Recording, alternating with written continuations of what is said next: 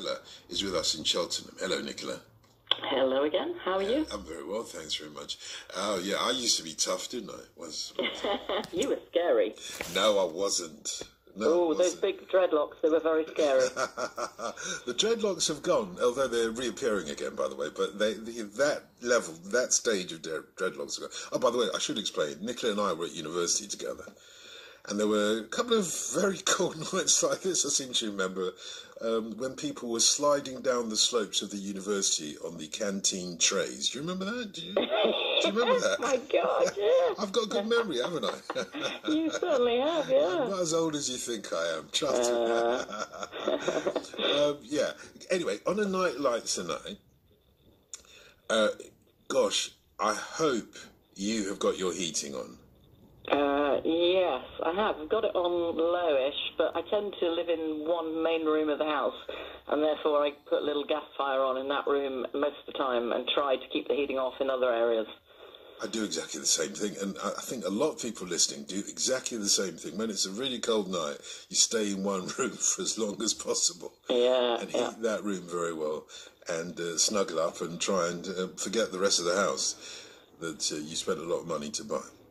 Do you use GP services, going back to this other topic tonight? Yeah, this is something of a concern for me, particularly over the Christmas New Year period. I had a condition which was relatively minor, but which required a GP.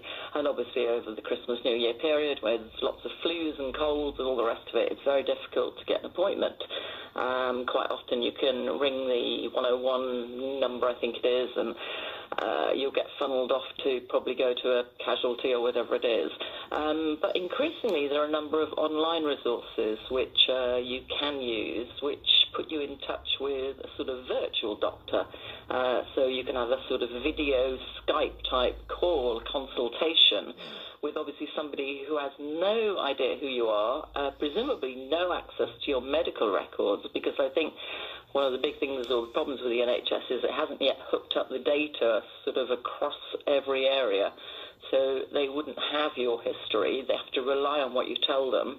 And you can effectively go on video, tell them what your problem is, and they will send a prescription to your local chemist. That's what you want, though, isn't it? That's what you want. I mean, you go to the GP's clinic and you tell them what your condition is. The first thing the GP does is go onto his computer and start looking at your notes. I'm not interested in that, to be honest. I want you to sort out what is wrong with me now. Why should my medical records be of importance? Well, okay, very importantly for me, I'm highly allergic to penicillin. I almost died from it as a baby. When I was premature, I was given penicillin, my mouth, my lungs, everything swelled up and I wasn't able to breathe, so I can't have penicillin. But when you go online and ask for an antibiotic because of bacterial illness or something, unless they are aware of that type of thing or ask the question specifically, that could be very dangerous indeed. Would you rely on them being aware of it, or would you tell them? It's like having an allergy today. You can't just rely on, pret-a-porter or whatever they're called, pret-a-manger. Pret-a-manger. Well, pret-a-porter sounded fine for me. It's not French. We're English, after all. Anyway, you can't rely on any particular outlet, food outlet, to or you can't be convinced in this day and age that they will protect you in that respect. They should. Of course they should. It's true, but I think the dangerous element is that there is a minority of society which is what we call a drug-seeking minority, who for various reasons want a cocodamol or an opiate or some type of thing and could easily feign a severe back pain or whatever it might be, seeing a GP online that has no idea of their record or their history. And to me that's a bit alarming. Would you be as alarmed to go to your pharmacist in a chemist, then? No, because I think physically face-to-face it would be more likely to be, visible that I was in some sort of agony and pain. It would be less easy over a video to be able to demonstrate that. And, of course, if the pharmacist is linked to the NHS, is within the NHS, they would have access to your medical records, wouldn't they? And yeah, one would hope so. And this I other, mean, the other thing is, I hate to mention the B word, the Brexit word, but actually it came up today in Parliament in the question time about the lack of pharmaceuticals that may present a problem with the Brexit decision.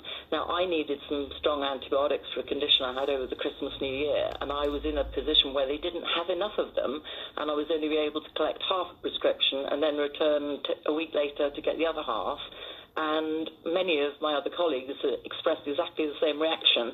I'm wondering whether that is already a potential Brexit-related thing. That's a good question to ask, and don't apologise for bringing up the B word. I don't think it'll be the last time tonight that it will come up, because it affects so many different aspects of our lives. Let's just face it and accept it and live with it and go through that. But do you seriously believe, though, that we'll get to the situation, because I know that they're already bringing over shiploads of pharmaceuticals in the event of a no-deal Brexit, but do you generally believe that this government that we put our trust in and it's supposed to look after us will allow a situation where there is a shortage of any pharmaceuticals at all? Do you think? Well, I think it's already happened. I think, even in the last 2 years, the number of online pharmacy companies that you can go to buy a over-the-counter prescription drug, or even on the dark web, perhaps something else that's, not suitable for you, a slimming drug that's an amphetamine-based drug. It's absolutely easy to do and very dangerous, and a lot of people have been, very hurt or in some ways, tragically lost their lives as a result of it. You haven't been on the dark web, have you? I mean, well, not me personally, but obviously I know people who've had to resort to that in order to get hold of a prescription because they haven't been able to see their GP within a relevant time window. I've always wondered why they call it the dark web. I think I know, but I wouldn't know where to begin with that. But even without going to areas of the web that might be unsuitable, you can probably get the stuff that you're talking about almost anywhere, can't you? Hello. Hello. Oh, yeah. No, it just concerns me, the easy access and the way that you can fill in a prescription and say that you are maybe 30 kilos lighter than you are and have access to a diet pill. Shocking. With the long delays that you now have with GPs, my GP I used to be able to see literally within 48 hours. I am now always triaged, given a phone call, and then if my condition is severe enough, I might get to see my GP within the next couple of days. But normally it's a 7 to 10 day wait now. Yeah, do you have the same problem that I have, that if you call up at 7 o'clock in the morning or 8 o'clock, I can't remember what time, you're already too late because there's already 500 people all the waiting. appointments are gone, and then you're on a triage list for somebody to cancel.